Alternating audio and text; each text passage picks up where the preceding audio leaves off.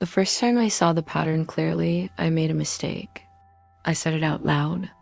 I told him I'd noticed what was happening, noticed how his moods worked, noticed the cycle I'd been living in for 3 years without naming it. And instead of acknowledgement, instead of conversation, instead of him saying, yes, you're right, or let's talk about that, I got 3 days of silent treatment. I wasn't punished for being wrong. I was punished for being right, for seeing it, for naming it, for refusing to pretend I didn't notice anymore.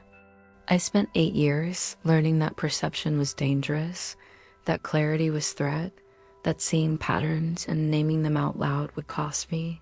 The punishment wasn't physical, wasn't obvious, wasn't something I could point to and call abuse. It was withdrawal, coldness, silence that filled the house like ice, his presence that felt like absence, his proximity that felt like distance. Every time I saw something clearly and said it, every time I named a pattern or identified a dynamic, I paid for it, paid with days or weeks of emotional exile, paid with his disapproval radiating through every room, paid with the message that perception itself was the crime. I'm 46, I left 1 year ago, and it took me 10 months to understand that the punishment for seeing wasn't random, wasn't him being hurt or defensive or needing space to process. The punishment for seeing was the mechanism, was how he taught me not to see, not to name, not to speak truth about what was happening. The more clearly I saw, the more severely I was punished, until I learned unconsciously, systematically, to stop seeing, stop naming, stop trusting my own perception of reality. That's when I understood. I wasn't being punished for what I said. I was being punished for being able to see it. If you've ever noticed a pattern and been afraid to name it, if you've seen something clearly but kept quiet because you knew what would happen if you spoke, if you've learned that perception itself is dangerous, that clarity brings consequences, that seeing out loud costs more than staying silent, you already know what I'm describing. You already know the specific fear of your own awareness, the trained silence that comes from being punished not for being wrong, but for being right, for seeing what you weren't supposed to see. And I'm realizing as I tell you this, some of you have seen it, clearly have named it to yourselves, maybe even tried to name it to him and paid for it. So here's what I need to know. What happened when you said it out loud? When you named the pattern, identified the dynamic, spoke the truth you've been seeing? Just drop it in the comments. I said blank and he blanked. Let's see if we all got punished the same way for seeing the same things. I spent 8 years thinking I was being too sensitive, too analytical, seeing things that weren't there. I wasn't. I was seeing things I was being punished for seeing. Now let me tell you how I learned that perception was crime, how I was trained to stop seeing, stop naming, stop trusting what I clearly observed. It started with me trying to understand. We met when I was 38, he was 41, both divorced, both had elementary age children, both thought we were mature enough, self-aware enough, healed enough to build healthy relationship. He seemed reflective, seemed open to feedback, seemed like someone who could hear difficult things, who valued honesty, who wouldn't punish truth-telling. Year 1, I started noticing pattern, small pattern, nothing dramatic. He'd be warm and engaged for days or weeks, then would shift, become distant, withdrawn. The shift happened without warning. Without clear trigger I could identify. I'd ask what was wrong. He'd say nothing. I'd give him space. Eventually the warmth would return, the cycle would complete. I'd forget about it until it happened again. Month 14, the cycle had repeated enough times that I could see it clearly, could predict it, could feel it coming before it arrived. One evening during one of his warm phases, feeling close, feeling safe, I mentioned it, said gently, carefully, I've noticed you have these cycles, these times when you withdraw. I'm not criticizing. Just wondering if you've noticed it too, wondering if we can talk about what triggers it, so I can understand better, support you better. The warmth disappeared instantly, like someone had flipped a switch. His expression closed, his energy shifted. He said, I don't know what you're talking about. I said the pattern I've noticed, the withdrawal that happens periodically. He said there's no pattern. You're imagining things, analyzing things that don't need analysis, making problems that don't exist. I felt immediately uncertain. Maybe I was wrong. Maybe I was seeing things that weren't there. Maybe I was creating problems. The next 3 days were silent treatment, not acknowledged silent treatment, not him saying I need space, just cold absence while physically present. Minimal responses, no eye contact. The house felt frozen.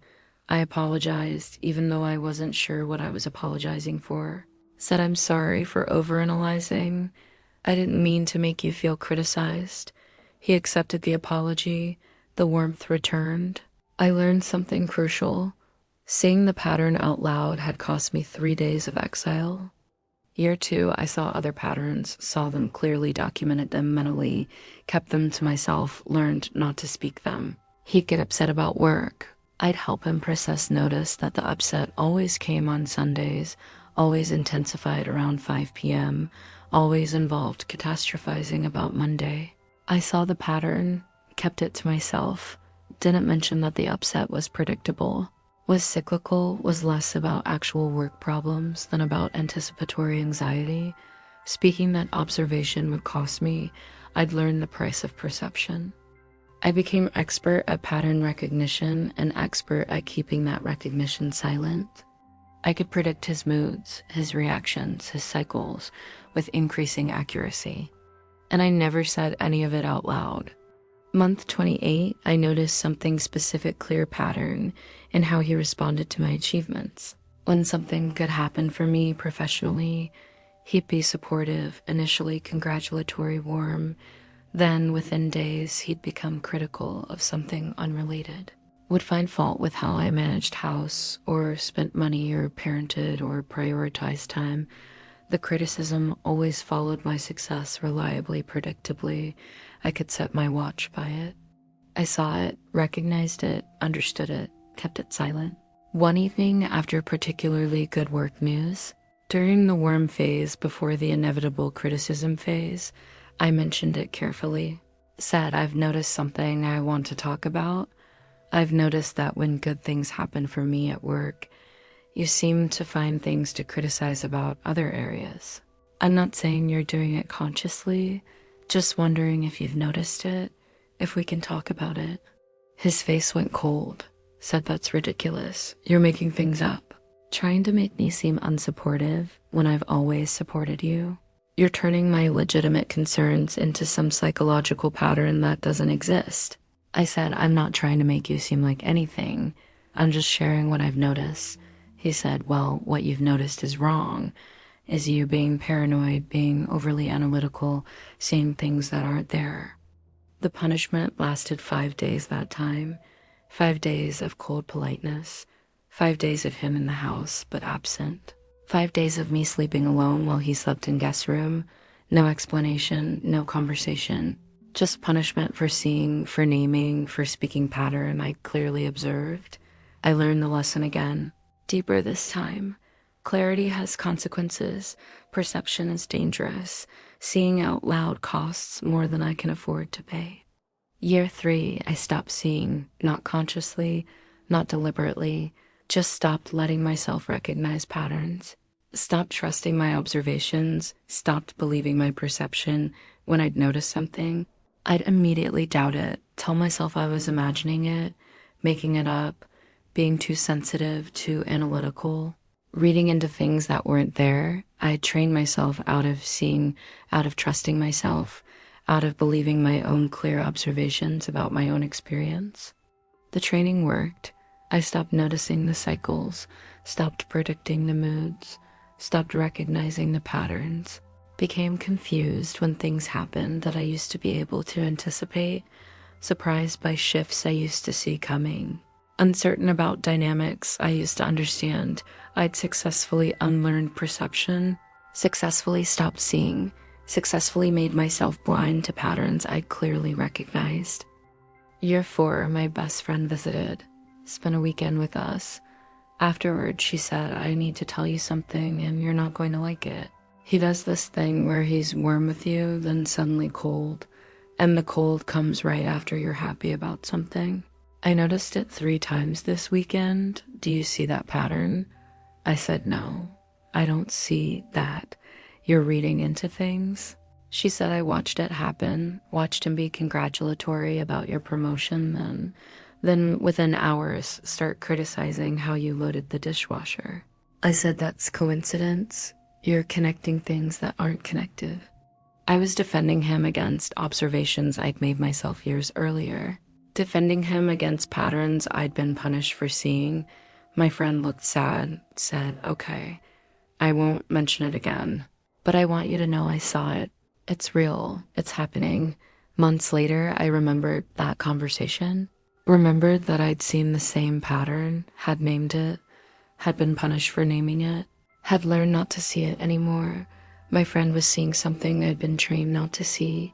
My best friend saw what I'd been punished into unseeing. And I'd chosen the punishment over the truth. Year 5, I started seeing again, not deliberately, couldn't help it. The patterns were too clear, too consistent, too obvious to not see. But this time I didn't speak them, didn't name them to him, just observed them silently.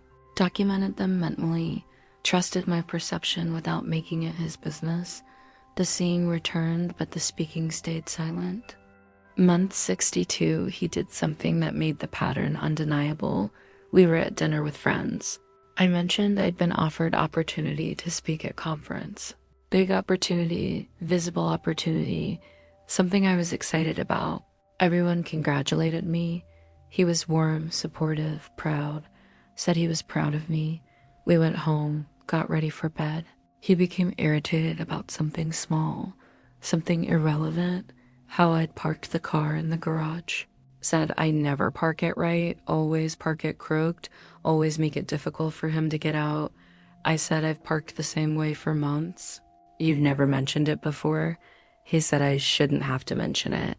You should just park it right.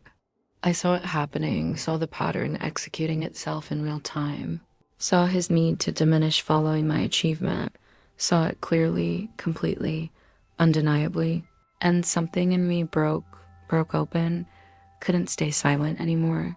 Said, you're doing it right now. You're criticizing something irrelevant right after something good happened for me. This is the pattern. This happens every time. You find something to criticize within hours of me having success. He froze, said, what are you talking about? I said, the pattern I see. The pattern I've seen for years.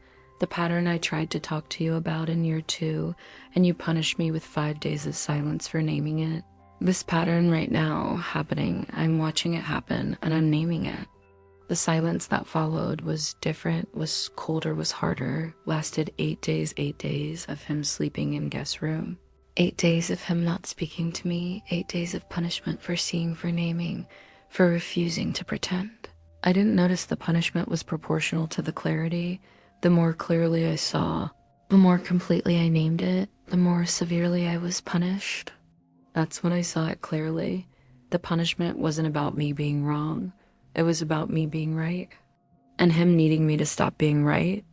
Month 63, I realized I couldn't stay in a relationship where perception was crime, where seeing clearly was punishable offense, where naming patterns I clearly observed resulted in days or weeks of emotional exile. I couldn't keep choosing between seeing or being loved, between clarity or connection, between trusting my perception or maintaining his approval. The choice itself was the problem, was the mechanism, was the control. Month 64, I told him I was leaving. He seemed shocked, said, why? What happened? I said I can't stay in a relationship where I'm punished for seeing clearly, where naming patterns results in silent treatment, where perception itself is treated as crime. He said, you're being dramatic. I've never punished you. I said, yes, you have systematically, consistently, every time. I've seen something and named it out loud. You've withdrawn, gone cold, made me pay for the clarity. He said, I've needed space to process. That's not punishment. I said, space is something you ask for, something you communicate. Punishment is something you inflict without discussion, without warning, without explanation. When someone sees pattern and names it, and you respond with days of cold silence, that's not processing, that's punishment. And it taught me exactly what it was meant to teach me. Don't see, don't name, don't trust your perception. He said, you're rewriting history, making me into something I'm not. I said, I'm finally writing accurately what I was punished for writing.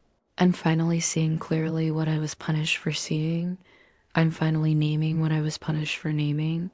And I can't do that and stay. I choose seeing.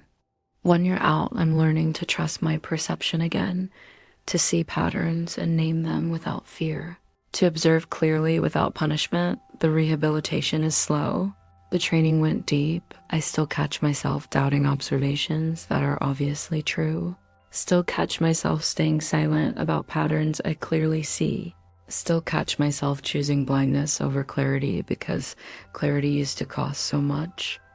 I'm learning that healthy relationships allow perception, allow clarity, allow naming patterns without punishment, that the right person won't make me choose between seeing clearly or being loved, won't punish me for accurate observations, won't teach me to distrust my own clear perception of reality, that seeing shouldn't be crime. Naming shouldn't be threat. Clarity shouldn't be dangerous. Here's what I desperately wish someone had told me the first time I was punished for seeing. The first time I named pattern and received days of silence. The first time I learned that perception itself was dangerous.